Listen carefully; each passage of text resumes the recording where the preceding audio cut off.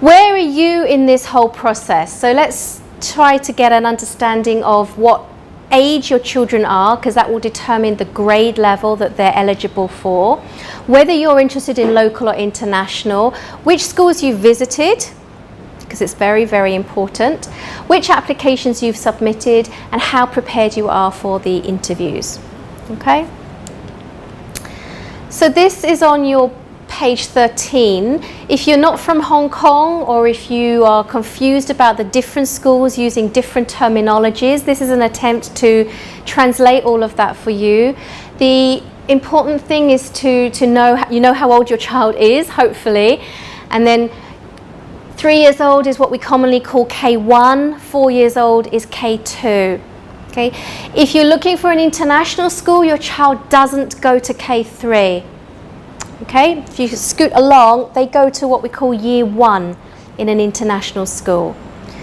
Okay, which is sometimes called kindergarten in the US system. So, and also just to point out that even though a school is following a US curriculum, it doesn't necessarily follow this terminology which is commonly used in the US. Remember, they're autonomous, they can do what they like, and they do it, I think they do it sometimes deliberately to confuse us. This is an indication. You need to check with every school directly. This is also designed to show you children who are born within the whole calendar year. So if you have children who are born at the end of the year, 1st of September to 31st of December, you may need to adjust that down 1 year, but not for all schools. So again, every school is a bit different. So hopefully you know where you are, and you have younger children who are looking at going into reception or year 1.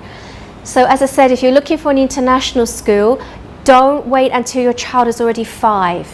That's too late. You should be looking for an international school as early as possible, really, but no later than the time that your child is turning 3. And this is what I mentioned about the CLB, the little ones. I have a child born in November and one born in March. So there's a big debate about whether it's necessary or even whether it's allowed to keep your younger children back 1 year. In the US, this is a sporting reference called redshirting, and Malcolm Gladwell wrote about it in Outliers, and nowadays parents in the States are trying to keep their children back 1, 2, 3 years. It's out of control. The thinking is that the bigger that your child is, generally they're more developed and more advanced, and therefore they have an advantage. The jury's still out. You know your child, so if you have a child born at the end of the year, you decide. But, however, in Hong Kong, most of the schools don't allow you to decide. It's a fixed policy. Okay, so just make sure that for the schools that you're interested in, you know that you're applying at the right time. As I said, the number one mistake is late applications, and this particular point actually catches out a lot of parents. So, local versus international. This is probably one of the most common questions that we're asked. Let's unpack this a little bit. We can simplify, and we generally say that international schools are schools that are offering an international curriculum. Okay, that would include bona fide international schools. That would also include private schools, including private independent schools that are offering a non-local curriculum, and ESF schools as well. They're not technically international schools, but for our purposes as parents, let's suppose that they are, because it doesn't matter.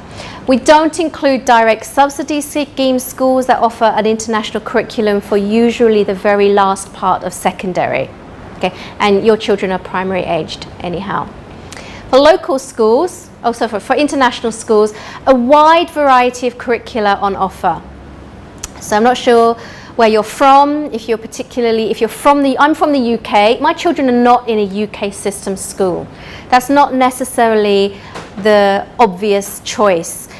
We have a lot of different schools offering a lot of different curricula, and increasingly schools are mixing. They're offering a number of different types of curricula. Okay, so you're familiar with IB is the most prevalent curriculum that's on offer at the moment, the International Baccalaureate. There are 3 sections: the primary years program, the middle years program, diploma program. Not all IB schools offer all 3 parts. Okay, so some schools will offer a UK English national curriculum until the final 2 years, where they flip and they offer IB diploma. So again, just check with the schools that you're interested in. Does it really matter when we have a 3 and a 4 and a 5-year-old? Not really. It really doesn't. Okay, so choose the primary school for the primary school. You can look at their graduating statistics. You can look and see if their kids went to Cambridge and Oxford and Harvard and all the rest of it. But who knows what will happen by the time your child is old enough for when it really starts to become relevant for your family. Okay, so we would suggest that you choose a primary school for the primary school. Does that make sense? Okay. For local schools, we can simplify and say they actually include aided schools and government schools, which are completely free of charge. Private schools and DSS schools have a small fee, but it's usually a lot lower than international schools.